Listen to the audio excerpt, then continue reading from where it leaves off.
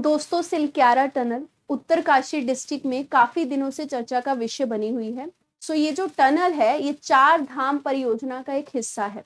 इस टनल में 41 मजदूर जो हैं वो 12 नवंबर यानी कि दिवाली की सुबह से फंसे हुए हैं और अभी तक उनके रेस्क्यू का काम जो है वो चल ही रहा है। तो इस टनल के बारे में आज हम इस चैनल पे चर्चा करेंगे। मेरा नाम है रवनीत कौर। चलिए शुरू करते हैं और समझते हैं कि क्या रेस्क्यू टीम अभी तक कर पाई है और किस तरीके से उन मजदूरों को, उन 41 वर्कर्स को वहां से निकाला जाएगा।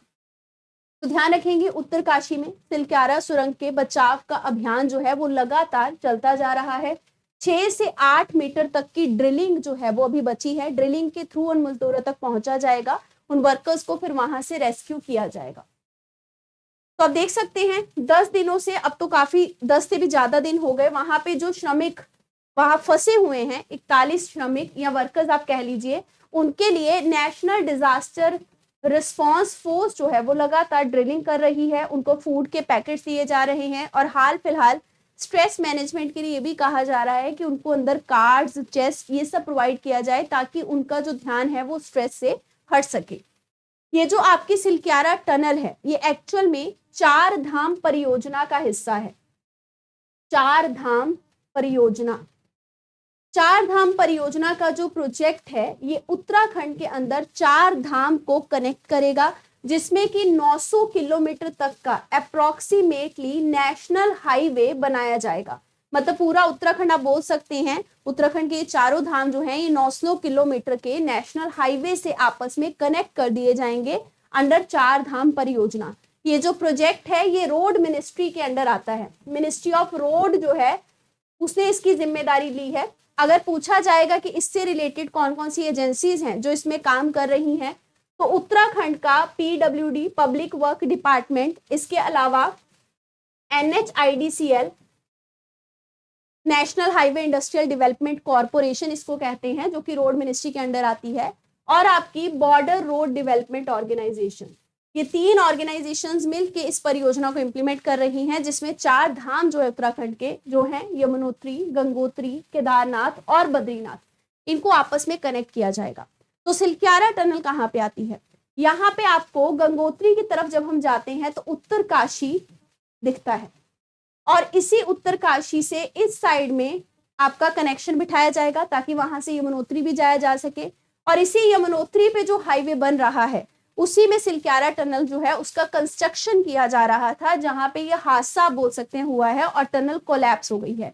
तो यमुनोत्री हाईवे पे आपकी सिलक्यारा टनल जो है वो कोलैप्स का इंसिडेंट वहां पे हुआ है, जो कि चार धाम प्रोजेक्ट का हिस्सा है। सिलक्यारा टनल के अगर एक्सीडेंट की बात की जाए तो टोटल जो लेंथ है टनल की वो सिलक्यारा से लेकर डंडल गांव जो है उत्तरकाशी डिस्ट्रिक्ट का, वहां तक 4.5 किलोमीटर है। इसके अलावा ये डबल लेन टनल है और ये सबसे लॉन्गेस्ट टनल है चार धाम प्रोजेक्ट की। सबसे लंबी टनल यही है आपकी। और इसका मेन पर्पस क्या था? उत्तरकाशी से यमुनोत्री की तरफ जाने वाला जो रास्ता है उसकी लेंथ को कम कर देना। 26 किलोमीटर के रास्ते में केवल गंगोत्री से यमुनोत्री पहुंचा जा सकता था, मतलब उत्तरकाशी से यमुनोत्री जो है वो पहुंचा जा सकता था। सिलक्यारा की साइड से अगर देखा जाए तो 2.3 किलोमीटर की टनल जो है उसका कंस्ट्रक्शन कंप्लीट हो चुका है। और अगर दूसरी साइड से देखा जाए, इसका एक एंड सिलक्यारा है और एक एंड इसका बारकोट है। तो टनल जो है वो आपस में इन दो प्लेसेस को जब कनेक्ट करेगी तो सिलक्यारा की साइड से 2.3 किलोमीटर जो है उसका काम कंप्लीट हो चुका है। अगर बारकोट की साइड से देखेंगे, इधर से देखेंगे, तो 1.6 किलोमीटर का काम कंप्लीट हो चुका है। और टोटल जो इसकी लेंथ है अभी हमने देखी 4.5 किलोमीटर है। और यहीं पे आपके इस टनल के बीच में वर्कर्स जो हैं वो फंसे हुए हैं टनल के कोलैप्स की वजह से। अब क्योंकि वर्कर्स यहाँ पे फंसे हुए हैं तो दोनों साइड से रेस्क्यू का ऑपरेशन करने की कोशिश की जा रही है। सिलक्यारा की साइड से जो ड्रिलिंग है वो किसके द्वारा की जा रही है? वो की जा रही है आपकी national highway industrial development corporation के द्वारा। और बारकोट की साइड से जो ड्रिलिंग है वो टेहरी हाइड्रो प्रोजेक्ट जो है उनके वर्कर्स, उनके आप बोल सकते हैं एम्प्लॉइज के द्वारा की जा रही है। दोनों साइड से जो है वो ड्रिलिंग करते करते मजदूरों तक, वर्कर्स तक पहुंचने की जो है वो कोशिश की जा रही है। एक्सीडेंट की अगर बात की जाए तो वर्कर्स जो हैं वो सिलक्यारा टनल में मतलब अब फंस चुके हैं, जो कि आपका उत्तरकाशी यमुनोत्री रोड पे आता है। ये कोलैप्स जो है ये 200 मीटर जो है सिलक्यारा से अंदर जब आप 200 मीटर की तरफ जाएंगे, 270 मीटर के अंदर तब चले जाएंगे तो 270 मीटर के आसपास अंदर जाते ही ये टनल जो है इसका कोलैप्स हुआ है। अब आप यहाँ पे देख सकते हैं कि वर्कर्स जो हैं उनको अभी तक ऑक्सीजन सिलेंडर्स की सप्लाई दी गई है, उनको फूड स्टफ दिया गया है। इसके अलावा एक बड़ा सा पाइप जो है वो अंदर डाला जा रहा है ताकि पाइप के थ्रू उनका रेस्क्यू जो है वो आसानी से किया जा सके, पर क्योंकि अंदर चट्टान जो है वो कोलैप्स हो चुकी है तो पाइप जो है वो ड्रिलिंग में भी जो काम कर रहा है उसमें भी कहीं ना कहीं कोई रुकावट जो है वो देखने को मिल रही है, जिसकी वजह से रेस्क्यू जो है वो डिले हो रहा है। लार्ज बड़े बड़े एक्सकवेटर और बड़ी बड़ी मशीन जो हैं वो उनके तक पहुंचने के लिए यूज की जा रही हैं। ओएनजीसी, सतलुज जल विद्युत निगम लिमिटेड, इनके द्वारा बड़ी बड़ी वर्टिकल ड्रिलिंग जो है उसकी मशीन प्रोवाइड की गई हैं और अभी ये कोशिश की जा रही है कि जो ट्रैप्ड वर्कर्स हैं वहां पे उनमें किसी तरीके का कोई भी स्ट्रेस पैदा ना हो, इसकी खास कोशिश की जा रही है और जल्द से रेस्क्यू टीम जो है उन तक पहुंचने का बोल सकते हैं कोशिश कर रही है। चारधाम परियोजना का प्रोजेक्ट ध्यान रखेंगे कि साल 2024 तक इसका प्रोजेक्शन लगाया जा रहा है, इसको कंप्लीट कर दिया जाएगा और ये 12,000 करोड़ की लागत में अप्रोक्सीमेटली बनाने की बात की गई है, जिसकी ये टनल एक हिस्सा है।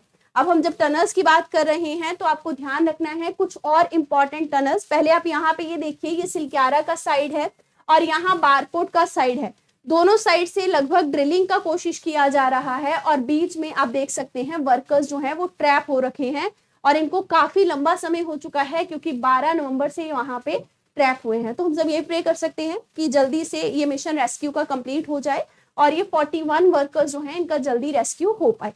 टनल्स में आपको कुछ इंपॉर्टेंट टनल्स अगर आप चाहें तो एग्जाम के लिए ध्यान रख सकते हैं जो लगातार हमेशा चर्चा का विषय रहती हैं, जैसे कि अटल टनल जो है, अटल टनल आपकी रोहतांग पास के पास बनाई गई है। रोहतांग पास आपका पीर पंजाल रेंज में आता है, पीर पंजाल रेंज, और ये रोहतांग पास हिमाचल प्रदेश में है तो इस टनल का निर्माण वहां पे किया गया था। इसके अलावा आपकी एक और टनल है जो है जवाहर टनल, जवाहर सुरंग जो है इसको बनिहाल टनल भी कहते हैं और बनिहाल आपका जम्मू एंड कश्मीर में है। तो ये टनल जो है ये जम्मू एंड कश्मीर में बनाई गई है, ये श्रीनगर को जम्मू से कनेक्ट करने वाली टनल है। असल में जब भी किसी टनल का निर्माण किया जाता है तो उसमें सबसे पहले एक रेस्क्यू टनल जो है वो बनाई जाती है, मतलब अगर ये बड़ी टनल बनने जा रही है तो साथ ही साथ रेस्क्यू टनल जो है वो बनाई जाएगी छोटी छोटी, ताकि इस छोटी छोटी टनल के साथ हम देख पाएं कि कहीं रॉक्स इनस्टेबल तो नहीं हो रही हैं और अगर हमें नजर आता है तो हम उसके लिए रेस्क्यू तुरंत करते हैं, फिर इसको बनाते बनाते साथ में बड़ी टनल जो है उसका निर्माण किया जाता है। अगर हम पहले से बनाते टाइम प्रिवेंशन मेजर्स लेंगे तो हाई चांस है कि इस तरीके के हादसे जो है वो नहीं होंगे। और वैसे भी उत्तराखंड जो है वो काफी फ्रेजाइल है, वहाँ का इकोसिस्टम बहुत फ्रेजाइल है, तो वहाँ पे जब हम रोड्स का, ब्रिजेस का और इस तरीके की टनल्स का कंस्ट्रक्शन करते हैं तो हमें थोड़ा और खास ध्यान देते हुए ये कंस्ट्रक्शन जो है वो करना होता है। तो आज के लिए इतना ही, पढ़ते रहिए। All the best, thank you very much.